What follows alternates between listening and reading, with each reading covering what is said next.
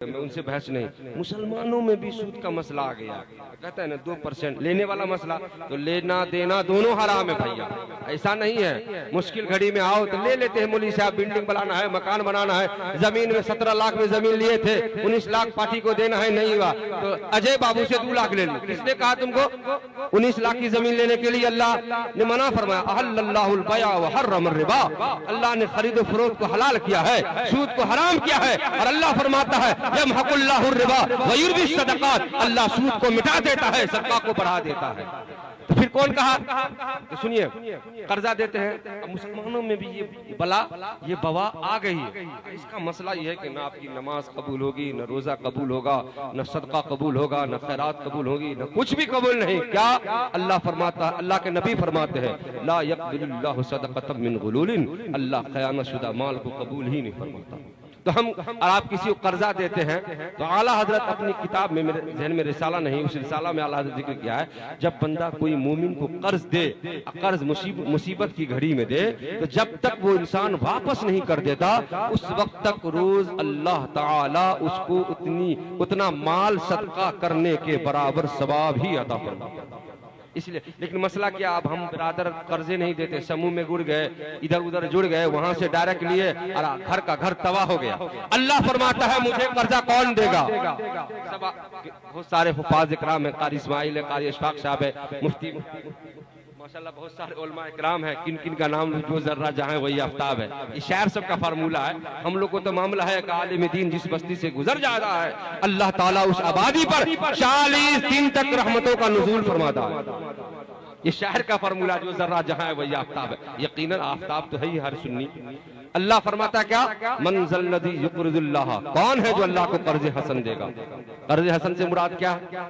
अल्लाह को किसी चीज की जरूरत है, न माल की, न दौलत की, न किसी चीज की नहीं। सब चीज हम सब क्या है, वंतुल फुक़रा इलल्लाह वल्लाहु वल गनियुल, हम सब मोहताज है अल्लाह के। किसके? सेहत के, खाने के, पीने के, हर चीज के अल्लाह के मोहताज हम हैं। अल्लाह किसी का मोहताज नहीं। लेकिन अल्लाह क्या फरमाता है, मनज़ल्लज़ी युक़रिज़ुल्लाह कर्ज़न हसना, कौन है जो अल्लाह को कर्ज हसन देगा?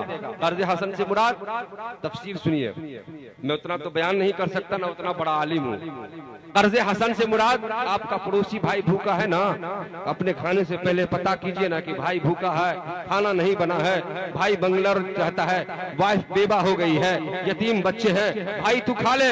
अल्लाह फरमाता है तो अपने पड़ोसी यतीम को खिलाएगा, ये अल्लाह को कर्ज दे रहा है। फयुदाइफहु लहु अदाफन कसीरा, अल्लाह माल इतना करके बढ़ा देगा, इतना बढ़ा देगा, इतना बढ़ा देगा जिसकी कोई इम्तिहान नहीं। दुनिया में अजय या संजय से 2-4% पे पैसा लेता था तो परसेंट बढ़ जाता था। अल्लाह फरमाता है जो मुझे कर्जा देगा अल्लाह बेहिसाब अता फरमा देगा।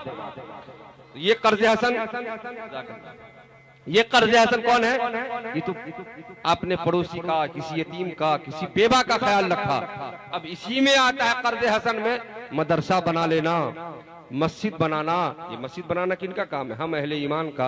अल्लाह कुरान में क्या फरमाता? इन्नमा यअमुरु मसाजिदल्लाहि मन आमना बिल्लाहि वल यौमिल आखिर, बेशक मस्जिद की तामीर वही करते हैं या मस्जिद को आबाद वही करते हैं जिसने अल्लाह और रसूल पर ईमान लाया। तो मस्जिद तो हम अहले ईमान ही बनाते हैं और इंशाअल्लाह आने वाली नस्लें भी अहले ईमान ही बनाएगी। अल्लाह क्या फरमाता है कि जो बंदा कर्ज हसन देता है मैं उसे उसका माल इतना बढ़ा दूंगा। एक तहकीक के मुताबिक शायद हजरत उस्मान गनी ने, जो कोई उस दौर में कोई ऐसा रास्ता लगाया था, आज तक हजरत उस्मान गनी का इनकमिंग का जरिया मदीना शरीफ बैंक में आज भी है और उन पैसों से गरीबों की कफालत बर्दाश्त की जाती है। ये कर्ज हसन माशाअल्लाह, ये हक है। अच्छा, अल्लाह ने कुरान में क्या फरमाया? देखिए, मीठा मीठा हक ऐसा नहीं है कि हम थोड़ा सा खर्चा कर दिए और फिर हम क्या करें, हम नेकी के हकदार हो गए। अल्लाह कुरान में क्या फरमाता है? लन तनालुल बिर्रा हत्ता तुनफिकू मिम्मा तुहिब्बून, हरगिज तुम भलाई को नहीं पहुंच सकते हो जब तक कि तुम अपने पसंदीदा माल में खर्च ना कर डालो। अपने पसंदीदा माल। अब पसंदीदा माल क्या है?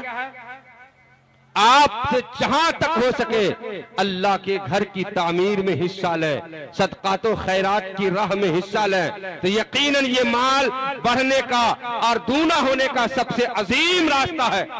मैं एक वाकया बताता हूं जो मुस्तनद रवायत है। हजरत इब्राहिम खलीलुल्लाह को अल्लाह ने खलील बनाया। फरिश्तों ने पूछा, या रब्बल आलमीन, आपने इसको खलील कैसे बनाया?